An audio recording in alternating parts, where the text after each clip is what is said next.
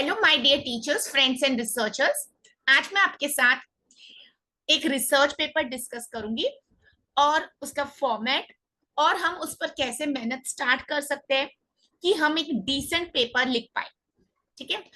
और ये रिसर्च की दुनिया एक ऐसी दुनिया है जहां पर हम क्रिएटिविटी कर सकते हैं और मेहनत कर सकते हैं। ठीक है। अब ये जो मेहनत वर्ड है ना, ये आजकल हम सबको बहुत डिफिकल्ट लगती है क्योंकि हमको लगता है कि हमारे पास टाइम नहीं है, हमारे पास बहुत जिम्मेदारियां हैं, तो हम एक रिसर्च पेपर कैसे लिखें। मैंने कुछ वीडियोस अपलोड की हुई है उसके ऊपर, बट आज मैं आपको एक एक्चुअल मेरा खुद का पब्लिश्ड रिसर्च पेपर डिस्कस करूंगी और हम उस पर कैसे मेहनत कर सकते हैं और यूजीसी के पब्लिकेशन पर कैसे जा सकते हैं, ये आज मैं आपके साथ जरूर शेयर करूंगी। ठीक है। तो सबसे पहले अगर आप मेरे चैनल पर पहली बार आ रहे हैं तो मैं हमेशा बोलती हूँ, आप एक पेन और डायरी या बुक लेके बैठिए और नोट्स रेगुलरली बनाइए। आप जो भी सेशन देखते हो, आप किसी की भी नोट्स रेफर करते हो, आप कोई भी यूट्यूब चैनल देखते हो या आप कोई भी स्टडी मटेरियल रेफर करते हो, अपने नोट्स बनाना बहुत इंपॉर्टेंट है।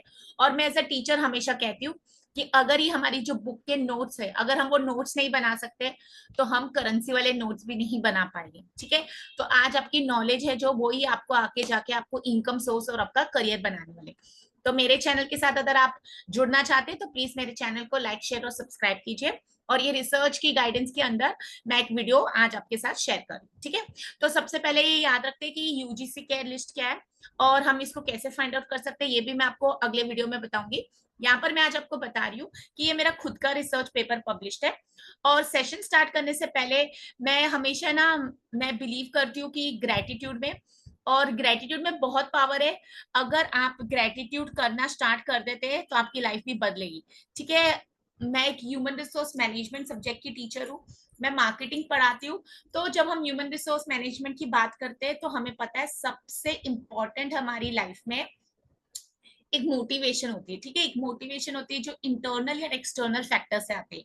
अब कुछ मोटिवेशन ऐसी होती है कि हम बहुत कुछ उससे अचीव कर सकते हैं। और मैं हमेशा ये कहती हूँ, ये हमारे ऊपर डिसाइड होता है हम कौन सा इन्वायरमेंट में ग्रो कर रहे हैं, हमारे लाइफ में हमारे फ्रेंड सर्कल या हमारे एकेडमिक सर्कल कैसा है। तो हमेशा अगर आप अच्छे लोगों से जुड़े रहेंगे, अच्छे लोगों की डेफिनेशन भी नहीं है, बट मेरा यहाँ पर कहने का मतलब है कि जो आपकी एकेडमिक ग्रोथ को सपोर्ट करते, जो आपके करियर को सपोर्ट करते। ठीक है। अब ये रिसर्च पेपर क्या है, छोटी सी चीज है कहने को, बट वो हम एक टीचर्स के लिए एकेडमिक लाइफ में एक बहुत बड़ा माइलस्टोन होता है जब हमारा एटलीस्ट एक रिसर्च पेपर पब्लिश हो जाता है। ठीक है। और जैसे कि अब हम इंडिया में, तो हमें पता है यूजीसी केयर जर्नल होती है। अब यूजीसी केयर जर्नल क्या है, हम पीयर रिव्यू में पब्लिश कर सकते हैं, किस में करना है, वो सारी चीजें भी हम फ्यूचर वीडियोस में डिस्कस करेंगे। और मैं जब भी रिसर्च की वीडियोस बनाती हूँ मैं हमेशा एक बोल देती हूँ कि आप जो भी आप करते हो ना, अगर आप पीएचडी कर रहे हो, अगर आप इंडिपेंडेंट कर रहे हो तो अलग बात है, बट जब भी आप पीएचडी करते हो आपको सब कुछ अपने रिसर्च सुपरवाइजर के साथ डिस्कस और उनके सपोर्ट के साथ ही आगे बढ़ना है। ठीक है। अब ये जो हमारे रिसर्च सुपरवाइजर्स और मेंटर्स होते हैं, ये हमारी हेल्प करने के लिए ही रहते हैं। और आप बहुत लकी रहेंगे कि अगर आपको एक अच्छे रिसर्च मेंटर या एक अच्छे रिसर्च सुपरवाइजर मिल जाए। तो वैसे ही जैसे कि अभी मैं आप लोग को बताना चाहती हूँ कि मैं पहले ग्रेटिट्यूड देना चाहती हूँ, because I believe in the power of gratitude. आपकी लाइफ में आप थैंक यू बोलना स्टार्ट कर दीजिए, आपकी लाइफ जरूर बदलेगी। मतलब मैं उसका लिविंग एग्जाम्पल हूँ, मैं हमेशा ये मानती हूँ। वाहिगुरु जी, मतलब मैं सिख हूँ तो मैं हमेशा वाहिगुरु जी बोलती हूँ, तो गॉड हमेशा आपको सपोर्ट करेंगे अगर आप भी अपनी मेहनत के पीछे नहीं हटेंगे। ठीक है। तो फिलहाल ये सेशन मैं डेडिकेट करना चाहती हूँ अपनी रिसर्च सुपरवाइजर डॉक्टर मीता मैडम, जिन्होंने मुझे बहुत सपोर्ट किया और मतलब मैं हमेशा उनको थैंक यू बोलती हूँ। आज मतलब यूट्यूब चैनल पर भी उनको थैंक यू बोलना चाहती हूँ, तो इसका मतलब उन्होंने मेरी लाइफ को एक बहुत अच्छा ट्रांसफॉर्मेशन दिया है। I will always stay indebted to my madam. और उन्होंने एक बहुत अच्छी बात मुझे सिखाई है कि हमें ग्रो करना है लाइफ में, एकेडमिकली ग्रो करना है, तो हमें अपनी मेहनत से पीछे हटना नहीं है। डिसिप्लिन लाइफ में बहुत इंपॉर्टेंट है, हम अपनी टाइमलाइंस को रिस्पेक्ट करें। ठीक है। हमको प्रोफेशनलिज्म रखनी है, आप कोई भी एक्टिविटी करते। ठीक है। आप अपना घर भी देखिए, या अगर आप अपने कॉलेज या आप जो भी काम कर रहे हैं, अगर आप सिर्फ एक रिसर्च पेपर भी लिख रहे हैं तो उसके लिए भी आपको सबसे पहले क्लैरिटी, आप क्या करना चाहते हैं और आप उसको कब तक अचीव करना चाहते हैं, ये सबसे बड़ी हमारी इंपॉर्टेंट एक होता है जो एस्पेक्ट है जिसको हमें इग्नोर नहीं करना चाहिए। ठीक है। तो I always remain thankful to my madam. और फिर मैं डीटीएसएस कॉलेज की कैंडिडेट हूँ, तो मैं हमेशा डीटीएसएस कॉलेज को भी ग्रेटिट्यूड देती हूँ, बिकॉज एक होता है आपको कि किसी ने आपको सपोर्ट किया और सपोर्ट ऐसा मिला कि आप ग्रो करते गए, ठीक है, एकेडमिकली आपकी ग्रोथ होती गई। और मतलब ये ऐसी चीजें जो मतलब अगर हम एज अ स्टूडेंट मैं शेयर करना चाहती हूँ, मतलब मैं रिसर्च की स्टूडेंट हूँ, मैं इस टाइम अपने आप को टीचर से पहले एक स्टूडेंट बोलना चाहूंगी। तो अगर आपको वो कोई आपके मेंटोर्स आपको सपोर्ट कर रहे हो, तो डेफिनेटली आपको बहुत प्रोग्रेस हो सकती है।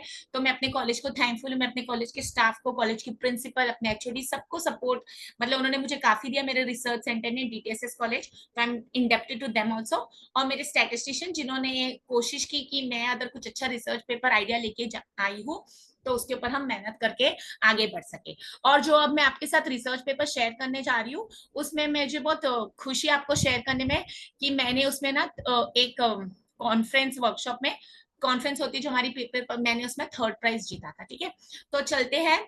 और ये नहीं कि मुझे बस ये आपको बताना है कि हम मेहनत करते जाएंगे और प्राइज जीते जाएंगे, बट यस, जब हम मेहनत करने स्टार्ट करें तो हमें सही गाइडेंस मिलना भी बहुत जरूरी है, ठीक है।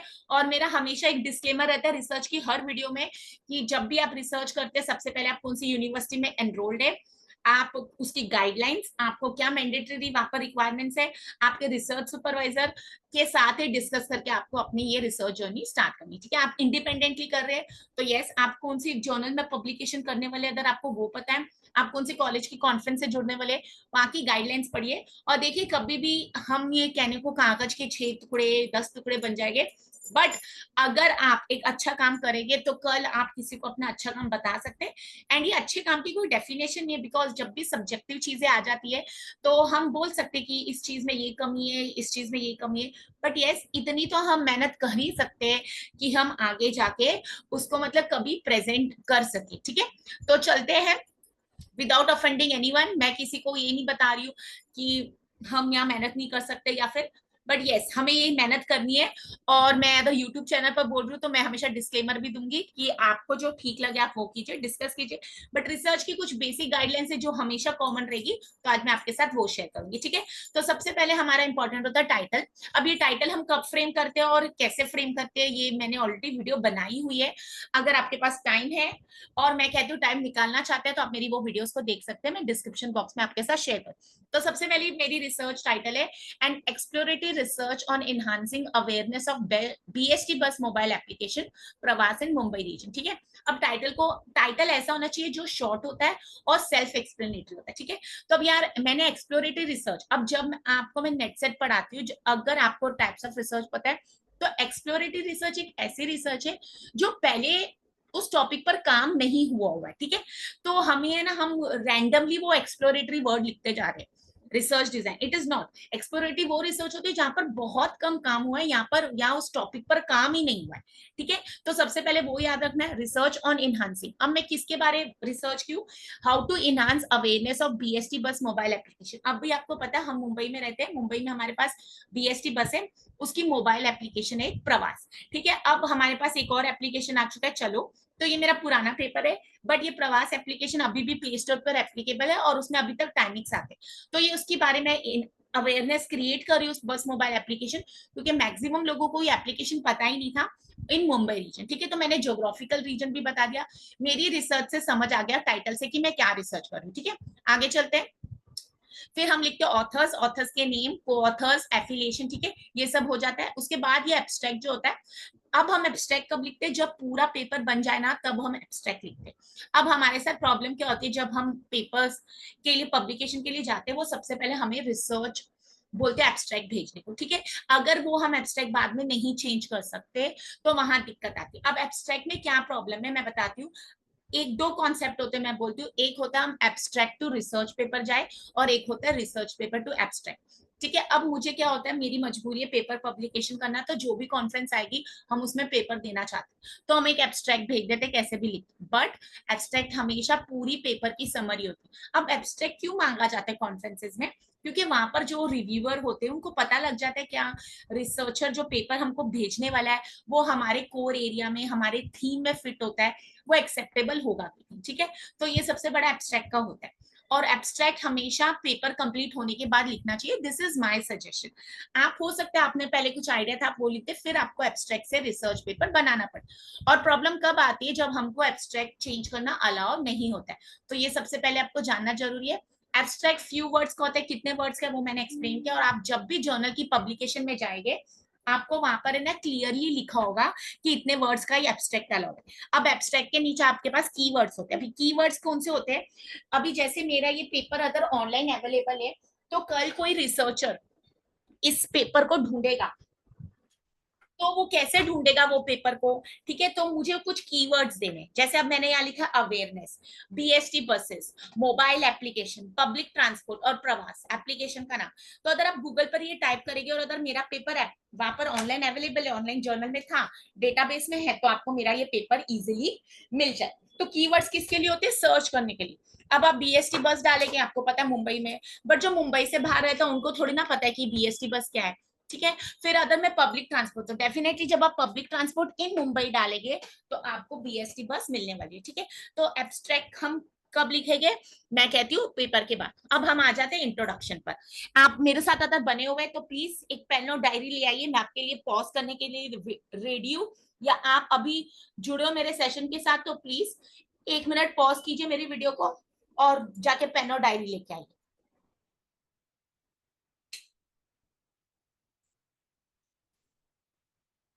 चलो मैं ज्यूम करती हूँ आप पेन और डायरी ले आए और मेरे साथ बन। अब आता है हमारे पास इंट्रोडक्शन। इंट्रोडक्शन में क्या लिखना है वो मैं भी आपके साथ डिस्कस करूंगी। इंट्रोडक्शन कैसे एंड होगा, फिर मैंने क्या लिखा है, brief overview of the BST bus mobile app. आप जो पेपर के बारे लिख रहे हो, जिस टॉपिक के बारे लिख रहे हो, उसका ओवरव्यू तो आपको देना है।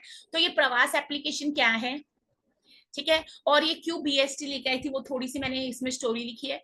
लिटरेचर रिव्यू क्या होता है, ये मैंने ऑलरेडी इसके ऊपर 2 वीडियोस बनाई है आपको, डेटाबेस जिसके ऊपर मैंने शोधगंगा वेबसाइट और गूगल स्कॉलर के बारे में बताया। लिटरेचर रिव्यू इन शॉर्ट मैं बताऊं, कुछ ऐसी चीज होती है जो हमें बताती है कि इन टॉपिक पर प्रीवियसली क्या स्टडी हो चुकी है और हम क्या रिसर्च गैप ढूंढ के लाए, ठीक है। मैंने अब ये स्टडी क्यों प्रपोज की और मुझे कैसे पता कि बीएसटी बस का मोबाइल एप्लीकेशन प्रवास पर कभी किसी ने काम ही नहीं किया है, मैं कैसे इस रिसर्च को एक्सप्लोरेटिव बोल सकती हूँ। तो वो सारी चीजें हमको लिटरेचर रिव्यू से पता रहता है। तो पुराना जो भी अवेलेबल सोर्सेज है उसका आप रिव्यू करेंगे। रिव्यू करने के लिए कैसे, मैंने बताया आपको, मेरी पुरानी वीडियो आप देखिए जो मैंने अभी 2 दिन पहले अपलोड की, गूगल स्कॉलर और शोधगंगा वेबसाइट पर। आगे चलते हैं। स्टेटमेंट ऑफ द प्रॉब्लम, अब मैं आपको रीड करके बताती हूँ। मैंने लिखा इसमें, the BST undertaking launched it's mobile application प्रवास इन सितंबर 2019 under the intelligent transport management system, ठीक है। तो बीएसटी बस ने ये 2019 सितंबर में अपना प्रवास एप्लीकेशन लॉन्च किया था, मोबाइल एप्लीकेशन, और ये under intelligent transport system ITS, ठीक है। आपको पता है सब कुछ आर्टिफिशियल इंटेलिजेंस है। अगर आप फॉरेन के बारे, रोड्स के बारे देखिएगा तो वहां पर कैसे ट्रैफिक कंट्रोल होता है या फिर कब हमको पता होता है रुकना, ये सारी चीजें आईटीएस के अंडर आती है। Intelligent transport system management system खुद एक बहुत बड़ा टॉपिक है। The application was meant to benefit the commuters to help them access the live location of the buses. ये एप्लीकेशन को किस मकसद से लॉन्च किया था कि कम्यूटर्स को बेनिफिट हो कि वो बस की लाइव लोकेशन। अब आपको पता है मुंबई में बस की लाइव लोकेशन हमें पता ही नहीं होता बस कब आने वाली होती है, ठीक है। अभी तो एप्लीकेशन आ चुका है और एप्लीकेशन कितना करेक्ट टाइम बताता है, ठीक है। तो वो सारी चीजें के लिए आया था। But even after 2 years of its launch, तो ये पेपर मैंने 2021 में पब्लिश किया, तो 2019 में 2021 तक लोगों को इसके aware, but even after 2 years of its launch their is hardly any awareness about the application. With this background the study discover indicators. तो ये स्टडी का मेन मकसद क्या है, क्या कर रही है स्टडी, इंडिकेटर्स आइडेंटिफाई करिए that can help create awareness of the mobile application using exploratory analysis, ठीक है। और मैंने ये जो दिया इन टेक्स्ट साइटेशन, ये मैंने कहाँ से दिया मैंने वो भी बताया, ठीक है। तो हम मोबाइल एक्सप्लोरेटरी एनालिसिस क्या होता है ये मैं आपके साथ अभी डिस्कस करती हूँ। सिग्निफिकेंस ऑफ द स्टडी, आपने रिसर्च प्रॉब्लम क्यों सेलेक्ट की, क्यों उसके ऊपर काम करना है, उससे लोगों को क्या बेनिफिट है, ये तो हमारा बहुत बहुत इंपॉर्टेंट। आप पीएचडी के इंटरव्यू में भी जाएगी तो आपको ये स्टेटमेंट ऑफ द प्रॉब्लम और significance and scope of the study 100% आपको जस्टिफाई करना है। तो सिग्निफिकेंस क्या है, the mobile application launch by BST is enable to serve its intended purpose. मतलब बीएसटी जो मकसद से ये एप्लीकेशन लाई थी वो फेल हो गया, लोगों को अवेयरनेस ही नहीं, जब अवेयरनेस नहीं है तो यूसेज कैसे होगी। The application can benefit the bus commuters, definitely आपको पता है अगर मुंबई में आप अपनी जर्नी प्लान कर ले, देखो हमारा मुंबई है ना पब्लिक ट्रांसपोर्ट पर जीता है, आपको पता है लोकल ट्रेन हम उसको एप्लीकेशन में एम इंडिकेटर में देख लेते हैं, हमें पता होता है 3 मिनट बाद बस ट्रेन आने वाली है, या फिर ये सेंट्रल की या हार्बर लाइन की या वेस्टर्न की, तो ये सब पता होता है। But due to lack of awareness there is not much usage, तो इस ऐप के अवेयरनेस नहीं, जो ऐप की अवेयरनेस ही नहीं है। अब हम सबको कैसे पता है जोमेटो और स्विगी है, क्योंकि उनकी इतनी अवेयरनेस हम यूज कर रहे हैं, बट यहाँ तो अवेयरनेस ही नहीं है, there is not much usage. The focus of the studies identify the indicators enhancing the awareness of the BST bus mobile application प्रवास using the qualitative method of research। अब इस रिसर्च में हमने क्वालिटेटिव मेथड यूज किया, analysis जो किया है वो हमने क्वालिटेटिव यूज किया। The qualitative method provides in-depth socio-contextual and elaborate descriptions along with insightful interpretations। ये मैंने जहां से रेफर किया मैंने तुरंत सोर्स दे दिया है। The service provider can implement the results of the study to create awareness and promote। तो अब इससे किसको फायदा होने वाला है मैंने बताया है, सर्विस प्रोवाइडर इस स्टडी के रिजल्ट्स को फॉलो कर सकते हैं, मतलब बीएसटी बस, और अवेयरनेस और क्रिएट कर सकते हो और अपने एप्लीकेशन को प्रमोट कर सकते हैं। वो अलग बात है। अब हमारे पास चलो आ गए, ठीक है, मैंने चलो पर भी रिसर्च पेपर किया, वो भी मैं आपके साथ डिस्कस करूंगी, बट फिलहाल हम प्रवास के बारे में। अब देखिए क्या होता है ना, कुछ चीजें हमारी रिसर्च के टाइम बंद हो सकती है, बट तब तक तो वो एप्लीकेबल थी, तो हम वो कर सकते हैं। और हमेशा यूजीसी केयर जर्नल का भी मैं आपको बोलूंगी, यूजीसी केयर लिस्ट जर्नल से जो वो काफी टाइम है ना बार बार लिस्ट अपडेट होती है, क्योंकि यूजीसी वाले आजकल बहुत स्ट्रिक्ट विजिलेंट रखते हैं, उनको पता है कि फ्रॉड्स होते हैं और रिसर्च जर्नल्स के क्लोन बन जाते हैं। तो आपको कौन सी वेबसाइट पर जाके अपना अकाउंट क्रिएट करके यूजीसी के जर्नल है वो मैं आपको बताऊंगी, अभी डिस्क्रिप्शन बॉक्स में शेयर कर दूंगी, और उसके बेसिस पर आपको डिसाइड करना है कि आप पब्लिकेशन करें। अब हो सकता है मैंने ये 2021 में जो जर्नल में पब्लिश किया है, there is a quite possibility that there is no longer this journal is available. So ऐसा तो नहीं है मेरी पीएचडी में वो वेस्ट हो जाएगा, बट हमको क्या करना है, हम उसका स्क्रीनशॉट प्रूफ लेके रखेंगे, क्योंकि वो जब मैंने रिसर्च की थी तब वो जर्नल यूजीसी केयर लिस्ट में थी, ठीक है।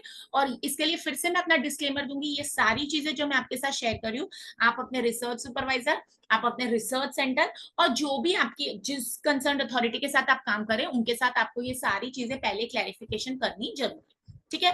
Objective of the study to explore the indicators enhancing awareness of BST bus mobile application प्रवास इन मुंबई रीजन, ठीक है। रिसर्च मेथोडोलॉजी, मैंने यहाँ पर रिसर्च डिजाइन कौन सा यूज किया, क्वालिटेटिव रिसर्च पर फोकस किया। What is the difference between qualitative and quantitative. Qualitative research मैंने इसके ऊपर भी वीडियो बनाई है, जहां पर हम नंबरिंग नहीं करते, क्वालिटेटिव कम लोगों के साथ बातचीत करके इंटरेक्शन करके आप रिसर्च। तो ये स्टडी मैंने कैसे की अभी आपको बताती हूँ। एक्सप्लोरेटरी रिसर्च इज अंडरटेकिंग, मैंने ये देखिए रीजन पता है क्यों exploratory research is undertaken when the topic is new and there are hardly any study supporting. तो बीएसटी बस मुंबई में प्रवास एप्लीकेशन पर किसी ने स्टडी नहीं की थी। It helps to gain maximum insight on a subject. The various techniques for conducting exploratory research are qualitative studies through focus groups. Focus groups कौन होते हैं, surveys, case study, review of available data and informal qualitative approaches, including discussion with customers, employees, management and competitors, ठीक है। Data collection method, the studies based on both primary and secondary data. Primary data होता है जो researcher खुद first time collect करता है, और secondary data होता है available sources. The primary data was collected by face to face interview of 30 commuters of BST. तो क्वालिटेटिव में आप 30 लोगों के साथ काम कर सकते हैं। मैंने कहां से डेटा कलेक्ट किया, फेस इंटरव्यूज, मतलब मैं जाके लोगों से पर्सनल इंटरेक्शन करके, जो लोग बीएसटी बस के कम्यूटर्स हैं। अब कम्यूटर और पैसेंजर में क्या डिफरेंस है ये भी आपको पता होना चाहिए। और मैंने यहाँ कम्यूटर वर्ड इसलिए यूज किया क्योंकि कम्यूटर वो होता है जो अपने वर्क प्लेस को जाता है, ठीक है।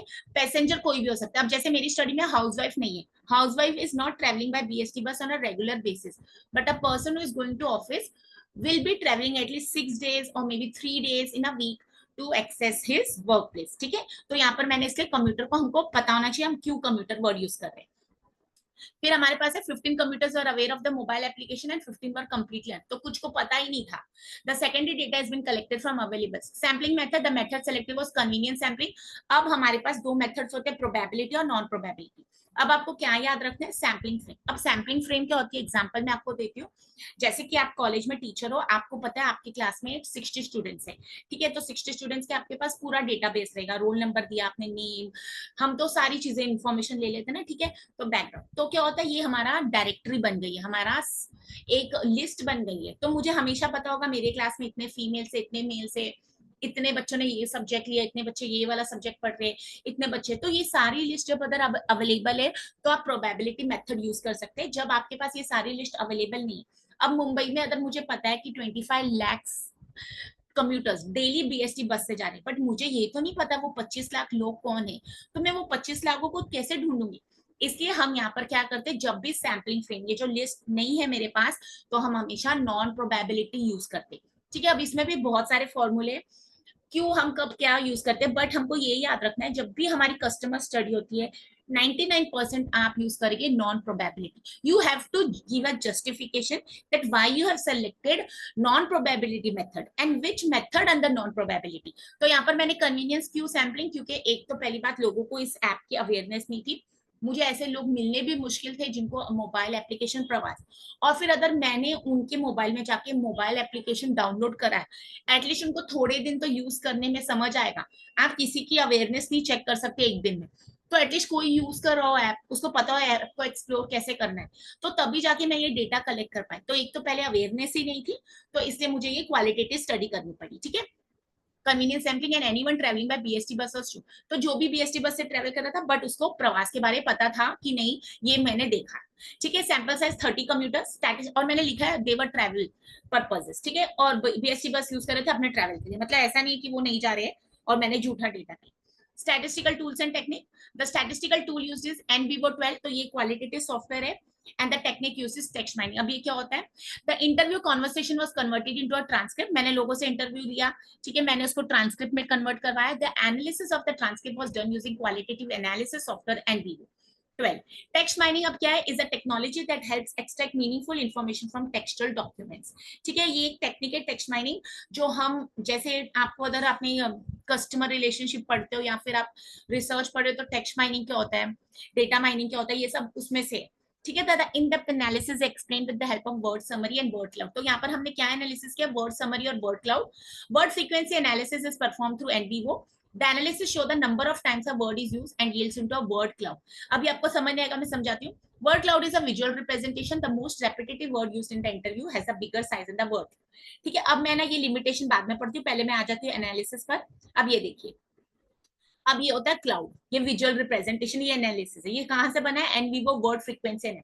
अब इसमें क्या होता है ना, मैंने जाके लोगों से पूछा आपको एप्लीकेशन के बारे में अगर पता है और अगर उसकी मुझे अवेयरनेस क्रिएट करनी है तो आप मुझे बताइए कि अवेयरनेस कैसे क्रिएट। तो इसमें जो वर्ड, ठीक है, जो सबसे ज्यादा फ्रीक्वेंटली रिपीट हो रहा है वो सबसे बड़ा दिखेगा। तो यहाँ पर देखिए, आप इस क्लाउड में आपको सबसे बड़ा social media, ticket printing, transit, फिर छोटा एडवर्टीजमेंट, फिर थोड़ा छोटा डिस्प्ले, फिर थोड़ा छोटा यहाँ पर। तो ये सब क्या है, तो अब हम डिस्कस करते हैं।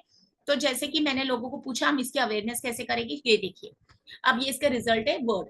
तो लेंथ काउंट, मतलब 26 रिस्पॉन्ड, 26 बार मुझे बोला गया इस इंटरव्यू में कि सोशल मीडिया यूज करके बीएसटी बस को अपनी एप्लीकेशन को प्रमोट करना है। फिर कुछ लोगों ने 23 लोगों ने बोला कि उनको टिकट पर प्रिंट करना चाहिए, टिकट पर आप प्रिंट करो कि मोबाइल एप्लीकेशन प्रवास है। तो लोगों को पता है अपनी टिकट तो हम सब देखने वाले। ट्रांजिट होती है, ट्रांजिट एडवर्टाइजिंग एक मार्केटिंग एडवर्टाइजिंग का कॉन्सेप्ट है, आप अपनी गाड़ियों में प्रमोट करें। अभी आप गाड़ियों में जाओगे ना तो आप देखोगे वहां पर चलो के बारे प्रमोट होता है बस में। स्टाफ को बताएं, तो 21 बार आया ये वर्ड रिपीट हुआ स्टाफ, मतलब आप अपने बीएसटी कंडक्टर ड्राइवर्स स्टेशन पर जो खड़े होते हैं उनको बताइए। फिर एडवर्टीजमेंट कीजिए, अब एडवर्टीजमेंट न्यूज़पेपर या जो भी है, वीडियोस बनाइए इसके ऊपर। आजकल आपको पता है इंस्टाग्राम इन्फ्लुएंसर्स होते हैं, जैसे उन्होंने चलो को प्रमोट करने के लिए एक्टर अनिल कपूर और क्रिकेटर सचिन तेंदुलकर को लिया था। ठीक है, फिर डिस्प्लेज, मतलब कहीं पर भी आप डिस्प्ले कीजिए। अपग्रेडेशन मतलब ऐप को अपग्रेड कीजिए, सेलिब्रिटीज को यूज कीजिए, कॉन्टेस्ट खेलिए, इवेंट्स। तो ये ना क्लाउड था, इतनी बार ही रिपीट हो रहा था ये, तो ये 26 टाइम्स रिपीट हुआ। टिकट प्रिंटिंग 20, तो यहाँ पर हमारे पास क्या आ गया, ये बन गया क्लाउड। ठीक है, फिर डिस्कशन एंड कंक्लूजन हम बता रहे हैं कि सजेशन क्या है, तो पढ़ लेते हैं। The mobile application with real time updates is the only solution for easing the travel problem of the commuters. Travelling will become peaceful if commuters know the arrival and departure time of the bus. अब देखो आज कितने लोगों की दुखती रखते हैं कि बस टाइम पर नहीं आती, और not everyone in Mumbai can afford metro trains, auto rickshaw and cabs, हमें भी पता है। और जब 5 रुपए में बस मिल रही है, और अगर आपने वो कोट सुना होगा, वो कंट्री रिच नहीं होती जहां पर सब लोग अपनी गाड़ियां यूज करते हैं, वो कंट्री रिच होती है जहां पर पब्लिक ट्रांसपोर्ट यूज होता है। Though BST had launched the application in 2019, still majority are unaware of it and hence affects its usage. The analysis has revealed that the service provider needs to create a strong awareness of the mobile application. The service provider can use all forms of social media to create awareness and promote the application. The other best way is to print about the application on the tickets which each commuter will see. Transit advertising is another useful method which consists of advertising inside and outside the buses and easily catches the attention of many. The undertaking can also try its staff to interact with commuters and guide them to download the application. There can also be promotion by creating video content and displaying the application on all the points of sales. Many commuters also suggest upgrading the application with the real-time update to automatically convince the people to use the application. Future studies, अब मैंने conclusion लिख दिया, explain कर दिया कि क्या करना चाहिए. This is contribution to the society. How public transport को ही प्रमोट करना. अब देखो आप पब्लिक ट्रांसपोर्ट यूज करेंगे तो कितनी सारी गाड़ियां वहां से खत्म हो जाएगी रोड से. एनवायरमेंट फ्रेंडली, क्योंकि अभी तो आपने देखा होगा बीएसटी बस की इलेक्ट्रिक बसेस आ गई है. ठीक है, तो further future studies can be conducted using quantitative methods and research can also be undertaken on the critical evaluation of the application. कल मैंने आपको बताया था रिसर्च गैप कैसे आइडेंटिफाई करते हैं. एक अच्छी थीसिस, एक अच्छा रिसर्च पेपर प्रॉब्लम से स्टार्ट होती है और एक प्रॉब्लम से खत्म होती है. We can not do everything in a single study, so there will always be a room for the improvement and there will always be a research gap. एक अच्छा रिसर्चर अपने पेपर, अपने थीसिस में research gap बताएगा. कल मैंने आपको Shodhganga thesis एक थीसिस बताई थी, तो यहाँ पर मैं बता रही हूँ कि future studies of quantitative methods, क्योंकि हमने यहाँ क्वालिटेटिव यूज किया, और research can also be undertaken on the critical evaluate, मतलब एप्लीकेशन को क्रिटिकल इवैल्यूएट, क्या वो सही में काम कर रहा है कि नहीं. फिर मैंने रेफरेंसेस देखे, what is the difference between references and bibliography, how we can avoid plagiarism, what is plagiarism, ये मैं सब आपको आने वाली वीडियोस में शेयर करूंगी. ठीक है, तो ये तो मेरी पब्लिकेशन हो गई, मुझे प्राइज भी मिल गया. बट ये देखिए मैंने इसमें दो बातों का बहुत इंपॉर्टेंट ध्यान रखा. एक था कि मुझे सोशल कंट्रीब्यूशन करनी है. ठीक है, सिर्फ रिसर्च करने के लिए रिसर्च नहीं करनी कि मुझे प्राइज मिले या फिर मेरा करियर बूस्ट हो. और एक अच्छा रिसर्चर हमेशा कुछ नया लेके आता है. ठीक है, हमको पता होना चाहिए कि हम ये अब भले ये एप्लीकेशन अभी यूज हो रही है कि नहीं, that is irrespective, but when you view it from the point of commuters और फ्रॉम बीएसटी बस, so definitely this has given a मतलब solution, or I'll say it has added to the academic literature of public transport, marketing, commerce, and in fact ये research के basis पर अगर आज आपको कुछ idea आता है तो आप भी मेरे पेपर को अपना review of literature का base बना के अपनी study को आगे propose कर सकते हैं. ठीक है, अब ये वीडियो काफी बड़ी हो जाएगी, बट मैं आपको नेक्स्ट वीडियो में मिलूंगी और मैं वहां पर आपके साथ ये भी डिस्कस करना चाहती हूँ इन शॉर्ट में कि हम ये रिसर्च जो कर रहे हैं उसमें मुझे इंट्रोडक्शन में क्या लिखना है. ठीक है, ये रिसर्च पेपर का स्ट्रक्चर है, मेरी प्रीवियस वीडियो में ऑलरेडी है, तो आप मेरी वीडियो को पॉज करके ये ले सकते हैं. ये मेरा खुद का नहीं है, मैंने सोर्स भी दिया है. General structure of a research paper, abstract में क्या होना चाहिए, बॉडी में क्या होना चाहिए, introduction, literature, discussion and conclusion, research proposal flow chart. अभी जैसे मैंने आपको बताया था पीएचडी के इंटरव्यू स्टार्ट होने वाले हैं, पीएचडी एंट्रेंस टेस्ट या नेट के बेसिस पर आपको एडमिशन मिलने वाली है, तो ये सब चीजें आपको जाननी जरूरी है. और ये कहानी एक रिसर्च पेपर की बहुत छोटी सी होती है, इंट्रोडक्शन, मेथड्स, रिजल्ट और डिस्कशन, जिसको हम बोलते हैं IMRD. ठीक है, इंट्रोडक्शन में क्या आएगा, मेथड्स में क्या आएगा, रिजल्ट में क्या आएगा, डिस्कशन में क्या आएगा, ये हम आने वाली वीडियोस में शेयर करेंगे. ठीक है, लेकिन आप मेरे चैनल के साथ अगर बने हुए और आपको मेरी वीडियोस पसंद आ रही तो प्लीज अपने स्टूडेंट्स के साथ भी शेयर कीजिए. और मैं हमेशा फिर से रिपीट कर रही हूँ डिस्क्लेमर कि whenever you are pursuing research you should always understand the guidelines of the university you are enrolled with, research center you are enrolled with, and never take any decision without taking your guide, research supervisor into confidence. ठीक है, अब मैं abstract पढ़ लेती हूँ, यहाँ पर कहानी खत्म हो जाएगी. Public transport makes lives easier for everyone and the adoption of the latest technology makes public transport more efficient. बराबर है ना, आज हर जगह AI यूज हो रही है, तो पब्लिक देखिए हम कितने भी एडवांस हो गए, मुझे कहीं जाना है तो मुझे जाना ही पड़ेगा फिजिकली. ठीक है, मैं वर्चुअली कितना कर रही हूँ काम और हमको कहाँ कहाँ रोज जाना है ये हमें पता है. The motive of the study was to identify the key indicators which will create awareness about the BST bus mobile application Pravas. तो सबसे पहले मैंने बता दिया पब्लिक ट्रांसपोर्ट रिलेटेड, फिर मैं बता रही हूँ स्टडी का मकसद क्या है, तो रीडर को पता तो लगना चाहिए. The study uses interviews of BST bus commuters and qualitative analysis is performed on this interviews using NVivo tools. तो मैं बता रही हूँ ये मैंने कौन सी मेथोडोलॉजी यूज किया और कौन सा सॉफ्टवेयर और एनालिसिस क्या किया. Text mining technique was applied to explore various indicators for creating awareness about the application. The primary indicators identified by the study for creating awareness of the application were the usage of social media. Result बता रही हूँ, printing on the tickets, transit, training staff to encourage commuters to download the application, video advertisement, upgradation of the application, and endorsement by celebrities. The service provider needs to upgrade the mobile application and reach out to the commuters for better results. Future studies can be conducted using quantitative techniques and a critical evaluation of the application can.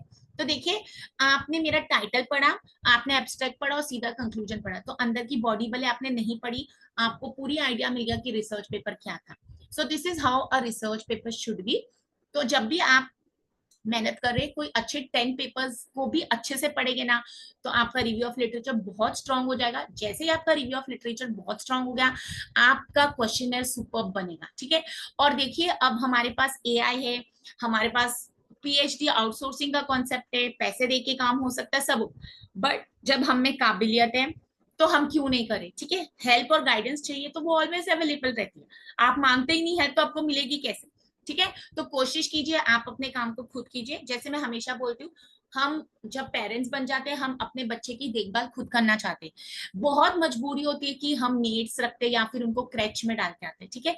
But कोशिश तो हर माँ बाप की यही रहती है कि मेरे बच्चे को मैं अपने गाइडेंस में रखूं, नाना नानी के पास दूं, because there is a bonding, एक लव, एक अपब्रिंगिंग होती है, ठीक है। तो वैसे ही ये रिसर्च और ये पीएचडी हमारा बच्चा है, तो हम अपना बच्चा पैसे देके करवाए तो वो, आपको कैसे लगता है मुझे नहीं पता, बट मुझे तो लगता है कि अपनी मेहनत अगर हम कर सके, और जैसे कि स्टैटिस्टिक्स मुझे नहीं आता तो डेफिनेटली हम स्टैटिस्टिशियन से हेल्प लेते, आप उनसे करवाते। बट आपको ये भी याद रखना है जब आप स्टैटिस्टिशियन को रेफर करें तो आपको ये कोशिश करनी कि उन्होंने क्या काम किया आपकी रिसर्च में, क्यों काम किया है, और आप क्या करवाना चाहते थे, वो सब चीजों की आपको नॉलेज। बिकॉज जब आप पैनल के सामने बैठने वाले ना, आपको क्वेश्चंस पूछे जाएंगे, आपके स्टैटिस्टिशियन को नहीं पूछे जाएंगे।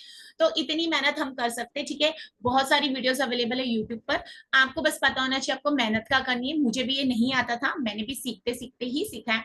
अगर आज मैं अपने आप को रेटिंग कहूंगी 10 में से तो मैं 2 पर दूंगी, तो मुझे भी वो 10 तक की रेटिंग को जाने को बहुत देरी है, ठीक है। But as I always repeat, we should never call ourselves a teacher, we are also life long learners. Daily हम कुछ सीखते, कुछ अपने बच्चे, आज आपके बच्चे आपसे बहुत बेहतरीन रिसर्च पेपर करेंगे, बट इसका मतलब ये नहीं कि हम पीछे हट जाए, ठीक है। सो अंडरस्टैंड, रिस्पेक्ट योरसेल्फ और अपनी मेहनत को जारी रखिए। मैं फिर से ग्रेटिट्यूड देना चाहती हूँ अपने रिसर्च सुपरवाइजर डॉक्टर मीता मैम को, और मैं फिर मिलती हूँ आपको नेक्स्ट वीडियो में। और अगर आपको मेरी पुरानी वीडियोस देखनी है रिसर्च गाइडेंस पर तो मैं डिस्क्रिप्शन बॉक्स में शेयर कर रही हूँ। और ऑल द बेस्ट आप सबको, तब तक हम पढ़ते, मेहनत करते और करते रहेंगे।